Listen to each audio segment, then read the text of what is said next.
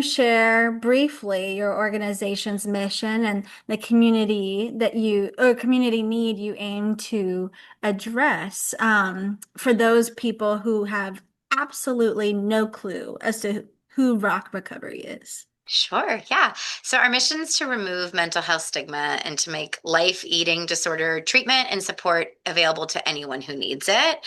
There's a lot of really devastating statistics that show how hard it is to get mental health treatment, as I'm sure you might be aware. And for people with eating disorders, about 70% of people who struggle don't actually access the treatment they need, either because of mental health stigma, Mm. accessibility, cost, or other factors. So we aim to change that and do individual therapy, group therapy, and then also educational and support programs as well. Can you talk to me about what are the some of the biggest challenges and on the flip side, opportunities that you see on a daily basis from your work at Rock Recovery? Yeah, I think some of the challenges are just scaling to meet the community need. In 2020, in March 2020, literally overnight, our inquiries for our services went up over 420%. And it's like never gone back down. It just keeps growing. So, Wow. and it just goes to show, I think we all know we're in a bit of a mental health crisis. And the good news is people are talking about it more. There's wonderful foundations like you all who are supporting this work and doing a lot more to raise awareness and support those doing the on the ground work. And it's tough because the need just keeps growing, and we're a smaller staff. We're currently a staff of 7 full-time employees Yeah. looking to continue to grow. And it's just hard to scale to meet the need because we've had really long wait lists for a long, long time. We're, continuing to work through that. But the need continues to grow, and you can only do so much at a time. And funding is a big part of that because we exist to serve those who don't have access to the financial resources to pay for treatment most of the time. And so we're the only option for so many clients and families. I think what we've seen, and I think one of the kind of blessings or silver linings might be from COVID and from any hard season people go through, is sometimes you have to get worse before you get better. And we saw a lot of people were kind of doing okay, quote unquote, before Mhm. the pandemic hit. And then suddenly overnight, anxiety increased. So many other things happened that really hurt our mental health collectively. And suddenly people Absolutely. weren't okay anymore. And so the good news was that got people into treatment that maybe never would have sought treatment. But Mhm. the hard part was, yeah, a lot of us fell apart pretty quickly overnight, and there weren't enough resources at the time. Yeah.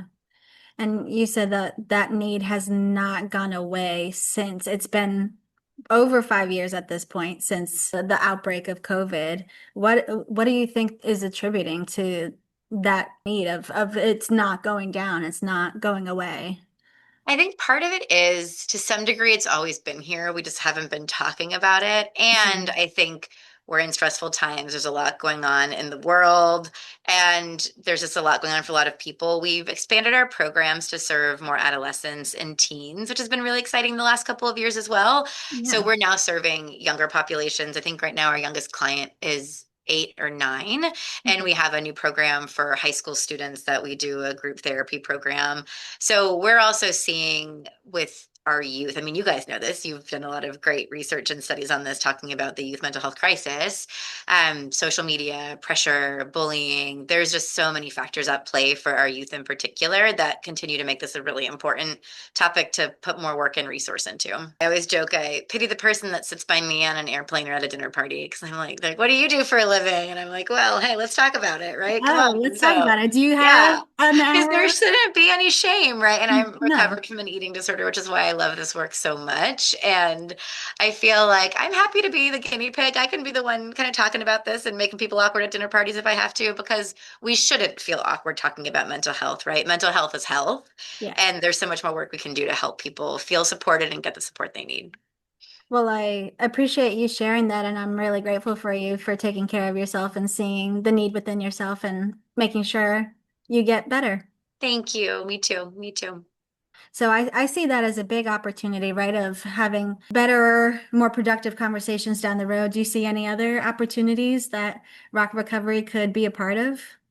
Yeah, so I think there's a couple of things. I mean, here locally, there's still so much more work to be done. Again, working with schools, faith communities, organizations on the ground. I don't think our work is anywhere near done now.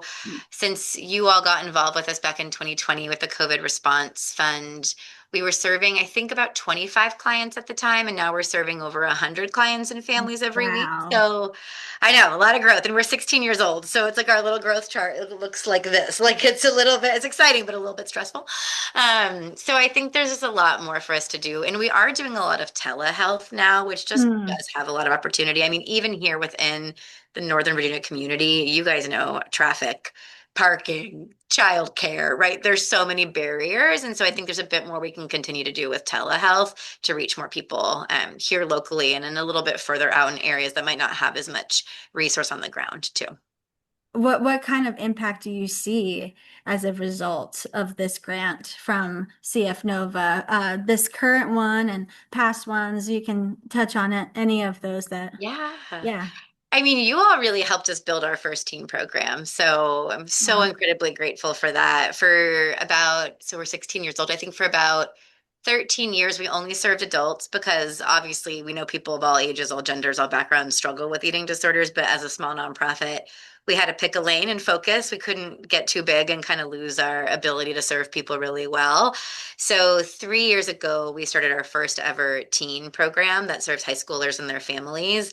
And it's just been one of my favorite things we get to do. I'll be in my office down the hall. I'm sitting in our group therapy room right now, and I'll just kind of hear the teens like chatting and giggling and supporting each other. And just, I just know how isolating it can be to struggle with a mental health challenge. And so Yeah. knowing that people are getting that community and getting that care, especially regardless of cost, has been awesome. And then again, just the increase in clients we've been able to serve. In addition to our group therapy programs, we now do individual therapy, which is something we didn't really do before 2020, and that's expanded quite a bit. So we've been able to serve clients on different parts of their journey and in different elements of the places they're kind of going through on their own recovery and supporting the family a bit better as well with that support and education. We talk all the time about group therapy and like the magic that happens in a group. And I can think of this from my own recovery journey. I remember going to my first group thinking like, I'm not going to say anything. I'm not sure I need to be here. Am I really that bad? Like, all the grumpy things.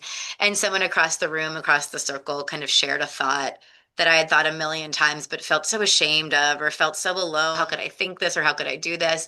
And hearing someone else kind of share that they were going through the same thing. Well, I don't want other people to struggle, right? Like it just removed that shame. It removed that idea of, oh, something's wrong with me. And it made me feel connected and like I wasn't alone and that there was real hope for something. And it's just so powerful to break that isolation and know it's okay. There's no shame in struggling. Like it's good to seek help and there's so much more hope that's available for people. I'm so excited to hear more about Rock Recovery and what you'll do with the group therapy program. So please keep us updated. But do you have a favorite story or do you have one that you would like to share with me I have and everybody so watching? many. I always joke it's a good thing I'm not a therapist because I have so many favorites. I'm like, are therapists allowed to have favorite clients? Like, I have so many favorites. I do have a favorite. Well, I have many favorites. Don't tell the others. But one of my favorite stories is an amazing woman named Daniela who came to us. So I want to actually read a little bit from her, if that's okay, Of course. because her words are so beautiful and so much better than mine. She said, I came to Rock Recovery as a graduate student without a penny to my name. And I first reached out after one evening after I spent most of the afternoon being in unhealthy behaviors and crying on the floor. I felt alone, desperate, unwanted, not sick enough, and undeserving of attention. Back then, I was barely alive, but today I can be here with you in no small part because of the care I got at Rock Recovery. I had basic insurance that covered the bare essentials, but of course, it didn't include therapy at the time I sought help. And so one day I sent an SOS email to Rock Recovery, and then from then on, I knew I was not alone.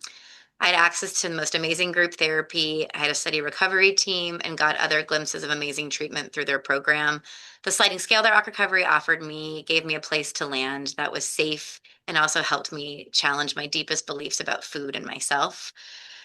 At Rock, I learned that I had a place reserved for me no matter how low my income, my citizenship status, my belief that I was not sick enough, or my resistance to ask for help. I've been particularly fortunate to have been through the hardest part of my recovery hand in hand with Rock Recovery, and I'm so grateful for where I am today as a result. Rock gave me the chance to access a part of treatment I consider indispensable to recovery, perhaps more than ever, community. The bonds I created with other people who were struggling had a healing power that let me know I was not alone in my darkest moments. Thanks to the donors' generous support, when someone out there is feeling alone, crying on the floor just like me, fearing for their life, and they Google eating disorder recovery in the DC metro area, they'll have the chance to access the space for healing and community provided by Rock Recovery and made possible by you. To all the Rock staff, volunteers, and donors, I've said it before and I'll say it again, Rock Recovery saved my life. So please know to the supporters that your efforts are so worthy and you can pride yourself in being the building blocks of a community that saves lives and restores broken spirits. I almost cry every single time I read that. So she wrote this for one I'm of our getting a donor little teary receptions. right I now. know, So I'm like, I can't blubber on like a video. I kind of pulled it together. Danielle is incredible. She's so wonderful. And we just get to serve the most amazing people like her every day. We've served over 600 clients now and families, and it's wild. It's amazing. It wow. is such a gift. And so truly, I mean, she says thank you. I say thank you. I can't thank you all enough for your incredible support. You guys have meant so, so much to us. And the Community Foundation of Northern Virginia has been like an actual game changer for our organization and for me, truly, like you all have been such a gift to us. So thank you.